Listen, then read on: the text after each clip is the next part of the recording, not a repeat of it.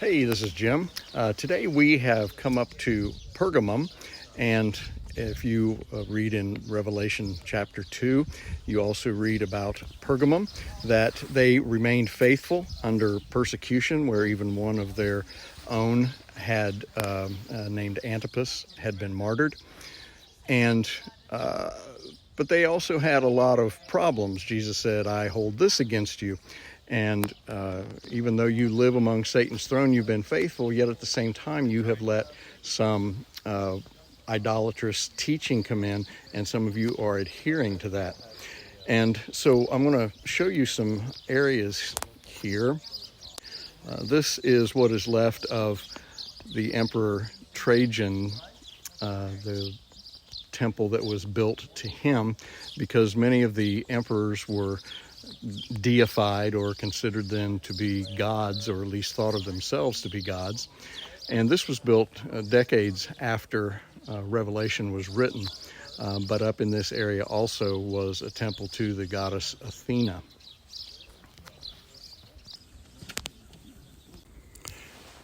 You'll see at the end of that passage about Pergamum in Revelation that Christ will give them a white stone with their name imprinted on it.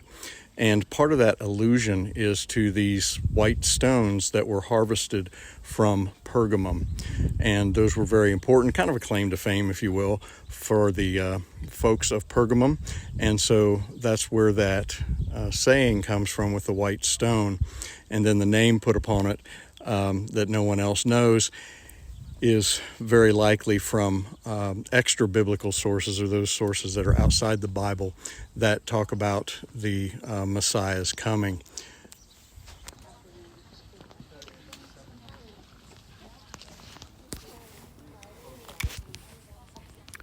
Sorry, that was my hand.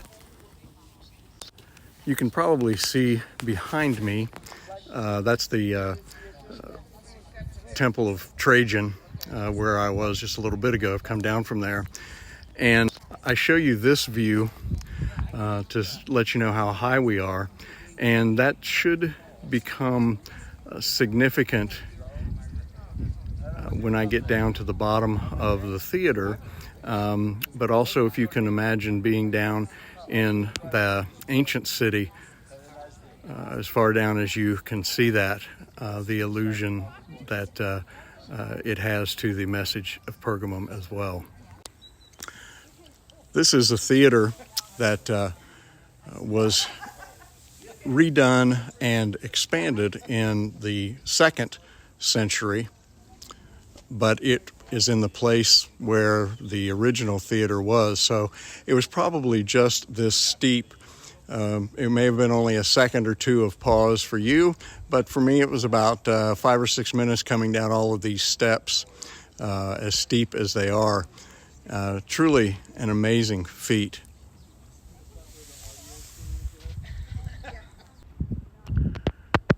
Here in the background, you can see a couple of pillars.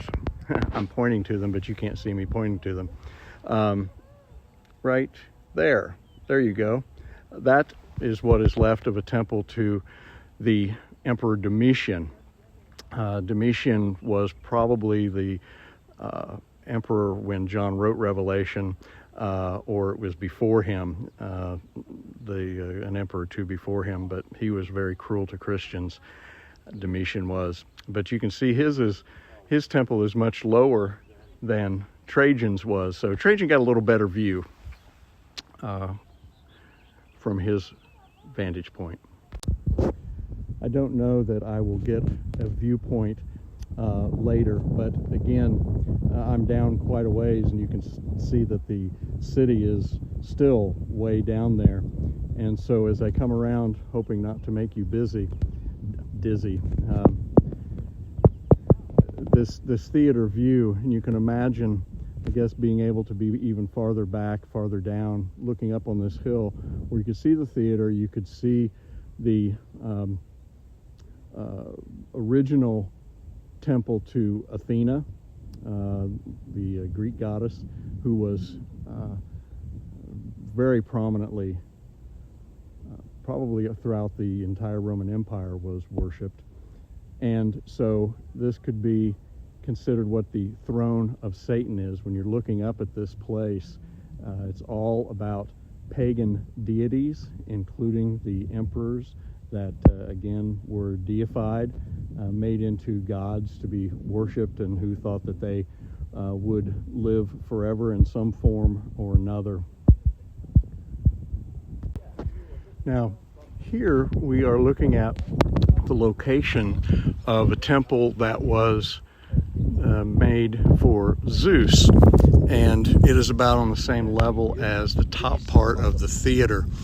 And in this particular place, it is possible that this was what John was referring to when he said the throne of Satan, because Zeus being the god of the gods, the chief god, that he was the one who was we would represent all of the pagan gods. But I understand, and I hope to get a picture to show you later, I understand that if you look up at this mountain, the whole thing looks a bit like a throne. So either way, we're talking about all this paganism that was here. And the throne of Zeus, there was a monument to him. He faced the west, which is the direction I'm facing, and the direction that you could see at first when I was making this video. They took it apart and took it to Berlin. It was discovered by a German man whose last name was Human, and they took it apart and took it to the Berlin Museum, and there you can see the actual throne of Zeus, this monument, this temple to him that came from Pergamum. All right, I will try to add a little bit more here in a bit. Well, that's a good view, isn't it? And here is the, whoops, not me. Turn around. Here's the picture that I had hoped to get to send you that makes that whole mountainside sort of look like a throne. That could be then determined to be the throne of Satan, just the whole mountain and everything that's on there. We're now going to go to the Asclepion, and I will tell you a little bit more about that in just a minute. I am now standing in the sanctuary of Asclepion, or Asclepius. Asclepius was the god of healing. You may recognize the name from the medical symbol with a staff that has a snake coiling up around it, and that snake then has two heads, and those represent the healing of the body and the healing of the mind or spirit. And then behind this is another small theater. At the beginning, there used to be an archway that said, all may enter here for healing, except for death. And so what that meant was that everyone except for those who had terminal illnesses were allowed to come in and find healing somehow, sometime. But those who had terminal illnesses could not come in. And someone asked, where do they go? And I said the necropolis, which is the word for the cemetery. So at any rate, this is a fascinating place. And again, we're looking at things that are 2,000 years old. Absolutely amazing how preserved these things are. Here is the small theater that I mentioned is on the outside of the sanctuary proper. There were various means of healing when people would come in here.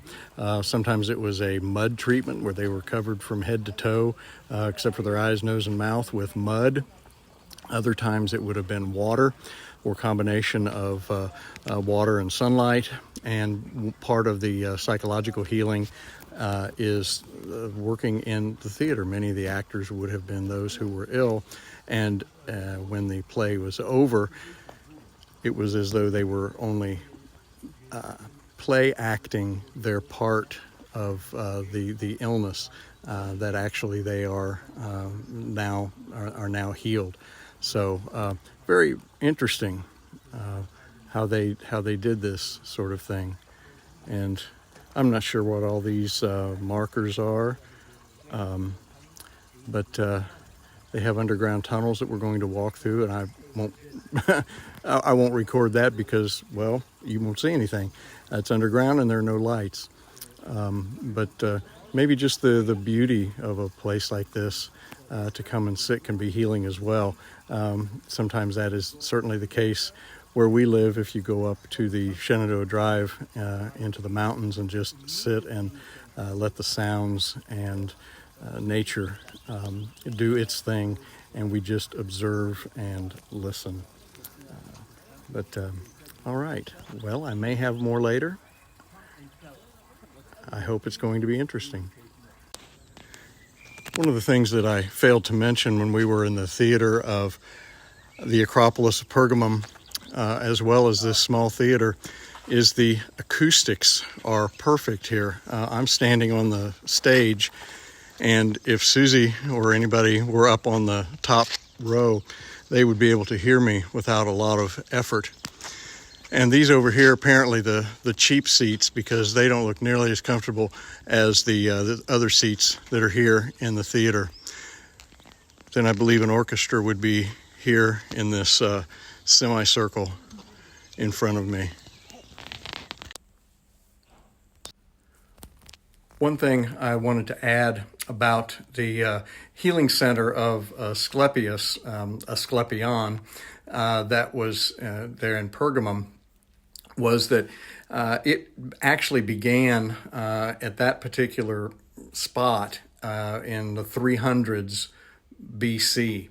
So for 2,400 years, they've known something that we still say today is important for good health. And part of that is the three things are water, and that is cold water and hot water, not just for drinking, but also for bathing and just for the healing principles that water provides us when we're in it, regardless of the temperature, whether it's hot or cold. Certainly don't want lukewarm. We'll talk about that one in a few days. The second thing is diet, what we eat, when we eat, how much we eat. And the third thing was exercise. So 2,400 years, the basic principles of good health haven't changed. So again, it's amazing at the knowledge, the insight that people had from engineering to architecture to medicine. And so, any rate, that's all I have to say about Pergamum, and we'll talk next time about Ephesus. So long.